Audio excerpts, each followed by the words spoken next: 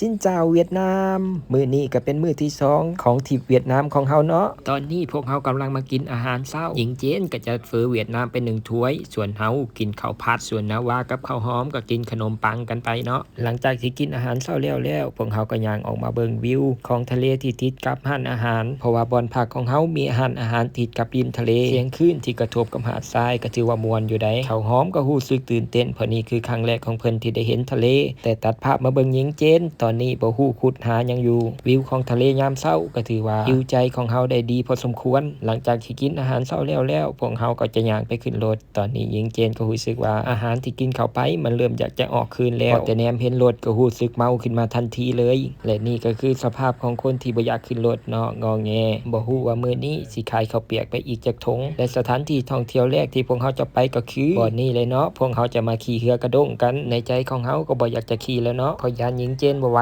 เพิ่นเมารถแฮงถ้ามาขี่เรือกระด้งอีกก็คือสิเมาเรือตื่มจากนั้นเฮาก็ได้ย่างไปถามหญิงเจนเนาะว่าเพิ่นจะลงไปขี่เรือหรือบ่นึกกลัวทันทีเลยก็อย่างที่เห็นนั่นแหละทุกคนสุดท้ายเฮาก็ได้ลงเรือกระด้งอีหลีเบิ่งหน้าตาคนที่เมารถเลยอยากขี่เรือกระด้งเนาะยังยิ้มได้อยู่ณตอนนี้จากนั้นเฮาก็นั่งกินลมชมวิวแบบนี้ไปเรื่อยๆ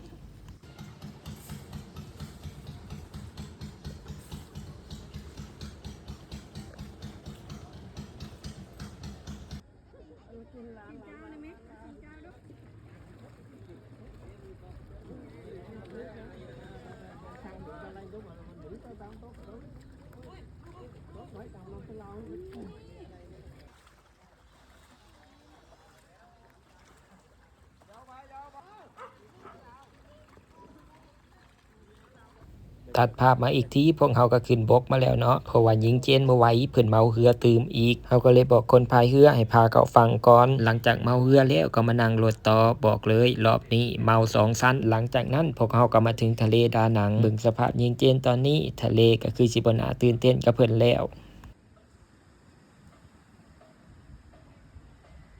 พวกเฮามาฮอดทะเลดานังเกือบเที่ยงแล้วเนาะตอนนี้ก็มีนักท่องเที่ยวลินทะเลก็ถือว่าหลายพอสมควรแต่พวกเฮาคือสิบ่ได้ลินน้ำเพราะพวกเฮายังมีแผนที่จะไปเที่ยวต่อไกด์ก็เลยพาเฮามาย่างรอทะเลก่อนที่จะไปกินข้าวเบิ่งข้าวหอมกับนาวาเนาะเบิ่ง2คนเพิ่นคือสิดีใจแฮงที่ได้เห็นทะเลในช่วงที่เฮาไปก็ถือเป็นช่วงวันพักของเวียดนามเนาะก็เลยจะเห็นนักท่องเที่ยวบ่ว่าจะเป็นชาวต่างประเทศหรือว่าชาวเวียดนามเองออกมาท่องเที่ยวดานังกันหลายเลยหลังจากนั้นบ่พอข้าวหญิงเจนก็เริ่มอดบ่ไหวเนาะลงมาย่างดินอยู่ที่หาดทรายเพิ่นบอกว่าเมาสำใดก็ใจสู้เมารถมาตั้งไกลก็อยากได้รูปริมทะเลเนี่ยเนาะหลังจากนั้นก็โพสท่ายางริมทะเลแบบรัวๆเลยเมาเท่าใดก็ใจสู้เนาะต่อจากนี้พวกเฮาก็จะเดินทางไปที่ร้านอาหารโดยรถคือเก่าเนาะในช่วงที่ยังรถอยู่เวียดนามก็บ่ค่อยติดปานใดตัดภาพมาที่ร้านอาหารหญิงเจนก็คุมขมับจนได้ว่าปุกเอาเลยนี่ก็จะเป็นอาหารเที่ยงของมื้อที่2ของเฮาอาหารหลักมื้อนี้ก็จะเป็นหม้อไฟจุ่มทะเลกุ้งหอยปูปลาแต่ตอนกินเฮาคือสิบ่ได้ถ่ายให้เบิ่งเพราะหิวแฮงหลังจากที่กินข้าวแล้วพวกเฮาก็จะพักผ่อนกันแป๊บนึงเพื่อพวกเฮาจะได้เดินทางไปสถานที่ท่องเที่ยวต่อไปหลังจากที่พักผ่อนแล้วพวกเฮาก็เตรียมขึ้นรถกันเลยเดี๋ยวมาเบิ่งกันว่าสถานที่ท่องเที่ยวต่อไปจะแม่นบ่อนใดนะถ้าอยากรู้ก็กดติดตามไว้เด้อ